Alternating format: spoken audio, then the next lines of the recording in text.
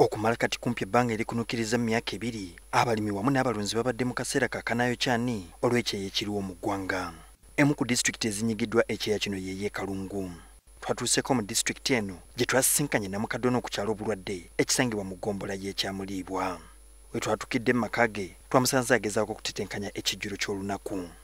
Wano twatuusewo ku saa 10 ez'akawungezi era wakati mu mboozi twakitegeddeko nti bano balya ekibu kimu ng'emmere eno kyekyemisana ate nga kyekyeggullo. Banina obwangu obukolaki kubafumbira embeera gye tuli kyekyeggullo kyekyemisana beebake tiwaliyo kirala ate tunaasuubirayo okulya ekyeggullo.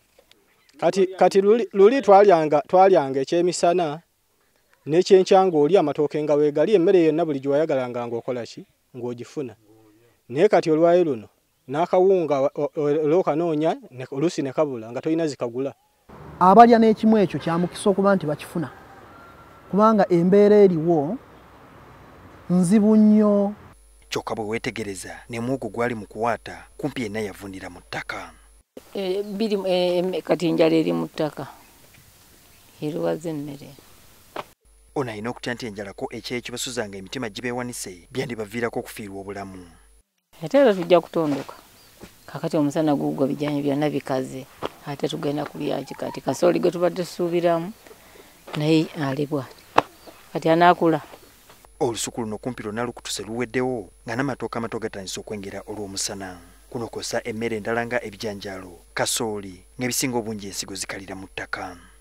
Abalina ebisolo nabo ge bakaba ge bakomba anti amazzi wamu n'omuddo bifuuse byakkekwa.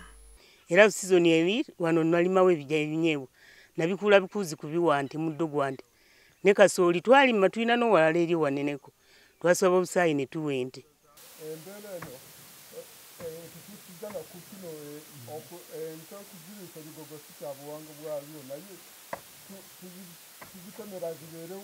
Kamwa kwogera n'akafiirwa ente 12 mu myezi 2. Naye abaffe kiki ekiviiriddeko embeera eno eraliikiriza abatuuze b'e Kalungu? Masiini buli lunaku zisala emiti ewaffe.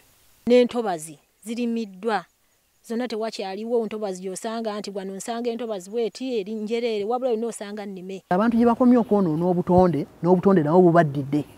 Agamu ku makubo abakulu mu disitulikiti ge bagezaako okussaawo mwe muli okusima ebidiba oba zivale dams olwo ebisolo ng'ente bifune ebinywera amazzi ssaako zinnayikondo ng'atwala ebyobutonde mu disitulikiti eno Richard Vube bw'annyonnyola. Tuzimbye kye tuyita valley dams naddala mu kifo ekikalu ennyo eky'Erwabenge. Nabwe ekito twasazeewo okwolekera ggombolola y'Erwabenge okulaba ku bidiba ebyogerwako era kino kye kimu kye twasanze. Kino kyabalirirwa okumalawo obukadde bw'ensimbi obusoba mu 200. Kino si ddaamu, kino kidiba. Kubanga ddaamu nnyingi ziri mu disitulikiti y'e Gomba wano ng'ekifampalo ddaamu ennungi nnene.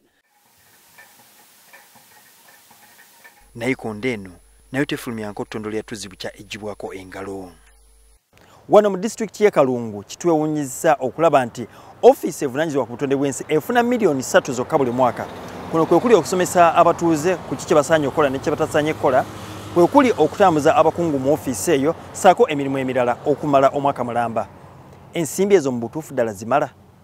Gwe nange kye kibuuzo ekyo kye tulina okunoonyeza ansa. Julius Senkandwa, NTV, Kalungu District.